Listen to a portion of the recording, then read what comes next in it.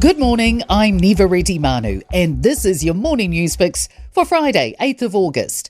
In this update, the government tried to reach out to Labour on NCEA changes, but the party seemingly wasn't interested in talking in its early stages. Emails released under the Official Information Act show Education Minister Erica Stanford tried on numerous occasions to meet with Labour's education spokesperson. Herald reporter Jamie Ensor says offers to discuss NCEA reform were ignored by Willow Jean Prime until late last month when she declined a meeting. Erica Stanford told us that it was disappointing to see the refusal from Willow Jean Prime, but she's pleased the MP is now engaged. More than 10,500 students left school last year with no educational qualifications. Ministry of Education data reveals 16% did not achieve NCEA Level 1 or above, 6% more than in 2017. The results show an ethnic disparity, with 28% of Māori school leavers having achieved no qualifications, compared to 19% of Pacific leavers and 14% of Pākehā leavers. Finance Minister Nicola Willis says a Treasury report shining light on the previous government spending is damning. The report's calculated the total cost of the COVID-19 pandemic at $66 billion. It puts New Zealand among the highest spenders as a proportion of GDP on the COVID response in advanced economies.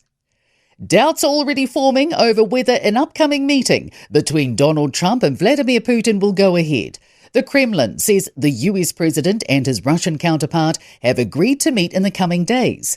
But the Trump administration has indicated for the pair to meet, Putin must meet with Ukrainian President Volodymyr Zelensky. It's understood certain conditions have not been met, bringing the Trump meeting into question. A coroner is stressing the importance of police body cameras after video footage became the difference in the outcome of Shargan Stevens' inquest. The findings of coroner Michael Robb harshly criticised police actions over the 2016 fatal shooting of the 35-year-old by a Rotorua probationary officer. He says CCTV and taser cam footage highlighted the limits of solely relying on police accounts, which he says were inaccurate. Mandatory body cameras for frontline officers is among Robb's 30 recommendations, which also include risk assessment process and bail check reviews. Central Otago businesses are being checked to ensure they're meeting employment standards during the busy ski season. A joint MB and Labour Inspectorate operation has focused on ensuring both employers and employees are aware of their rights and responsibilities. Head of the Labour Inspectorate, Joanne Hacking, says they are focusing on businesses that are busiest during the ski season. The likes of hospitality and retail, where they tend to hire additional staff, many of whom are young people or migrants, to meet the increased demand during this season. In sport, the Black Caps are already on their way to a big lead in the second and final cricket test against Zimbabwe. The tourists skittled the hosts for 125 and a 174 for one at stumps, a lead of 49. Matt Henry took 5 wickets.